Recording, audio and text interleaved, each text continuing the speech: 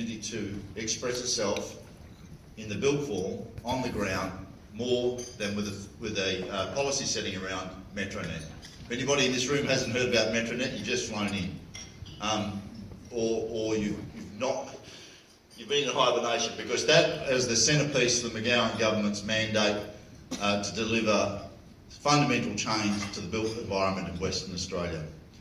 The heritage lines, the new lines that we've identified under Metronet, and the funding arrangements, the value capture, the precinct level development around that particular infrastructure project goes well beyond the concept of it just being a set of railway lines. This book, this report, and the contributions made by everybody in this volume are fundamentally important to the way we go about unlocking the opportunity there. We often talked about this term of infill and the 47% targets, and it's very much just been an aspirational target. There's been various conversations around government over the years about how we might mandate that target, how we might drive it in legislative terms. It's a very difficult prospect. It's a very difficult prospect. But with the opportunity with Metronet, we have the capacity to actually draw forward the opportunity through the precinct development around the transport-oriented stations, and of course the corridor uplift. What we expect to see in government over the next couple of years is not just the progression of those projects, but also the way government goes about undertaking the policy intent around them. Things like the value capture device are yet to be settled on. The work of the Metronet task force under Rita Saffioti progresses at great pace. Housing's role inside that opportunity is to very much come alongside and participate as the residential developer for the delivery of affordable and social outcomes around those particular precincts. That's why housing has embedded some of its best people in the precinct steering committee and the value capture committee that are driving the Metronet task force. We also have embedded people inside the operation of that, the daily operation, where we keep a strong and solid connection between what's going on there and how we can come alongside and deliver the outcomes that we need.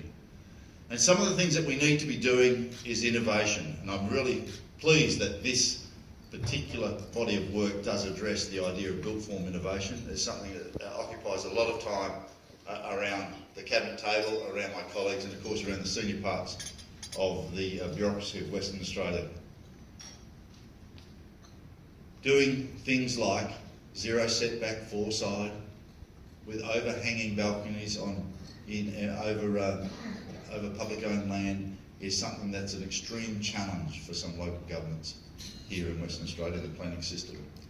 It's been done in other jurisdictions. It's the sort of things that we need to be able to embrace, because there is the opportunity through design and construction methodologies that allow us to do it. I've been fortunate enough to see some of those outcomes in other jurisdictions. There's absolutely no reason why we shouldn't be able to embrace some of the innovations required there. Strata titles reform is another not often heard of policy device that allows us and requires us actually to deliver the sort of sustainable outcomes. Community titles, particularly embedded in those strata titles reform, allow us to attend to at scale renewable energy capital investment and hopefully at scale localised battery storage. Those sort of things are going to be the challenges about bringing together a densified community around train stations to take advantage of the opportunity that we often talk about in the cliche, what has now become the cliche of a live, work, play model. Very much focused inside this though, when you can't attest to actually have read it cover to cover, but I also got a sneak look at it. What seems to be embedded in this body of work is this idea about the things between the binary things we do, between the mechanical things we do. What's embedded in this is how do we create places? And in the Housing Authority, we're very much focused on the idea of people, place, home. When you are doing precinct development, when you are doing densified development, you must start at first order. Who are the sort of people that will occupy this precinct? What sort of place do they need in the built form? Because the home goes well beyond the four walls you sleep and eat in, and it must go out the front door and into the community in which you participate in. We can no longer allow ourselves to have vertically integrated or gated communities where people simply drive into a secure car park,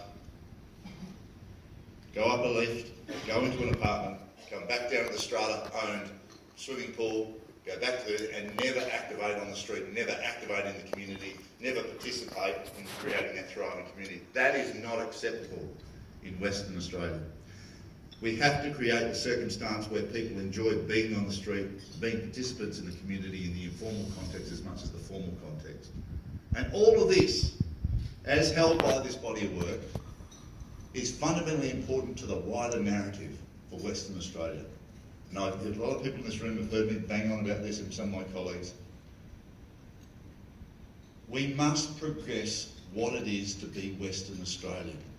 We have to, at every point in public policy, at some way, draw a solid black line in a wire diagram that talks about what it is to be Western Australia and the identity of Western Australia. And as always with these sort of cultural concepts, there's more in the conversation than the actual outcome. But I put it to you this way. We live in one of the most opportune-rich, most target-rich opportunities in our time zone than anywhere else in the world. 60% of the world's consuming class will be in this time zone. 3 to 5 hours from here, the majority of our future lies economically. Directly north. Forget the East Coast. We're very good at doing that. Think about 3 to 5 hours north.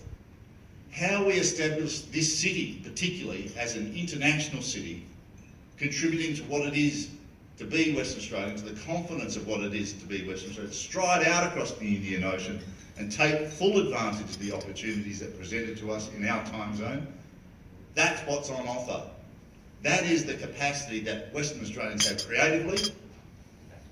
That is what we ought to be doing, and that is what the McGowan government is focused on delivering for Western Australia. I'd now like to thank very much BCEC, who is, and echo the words of Ben, when he said that you are a fundamental part of the thinking architecture of Western Australia, and wish you well with this, and you'll always get my full-throated support. Thank you.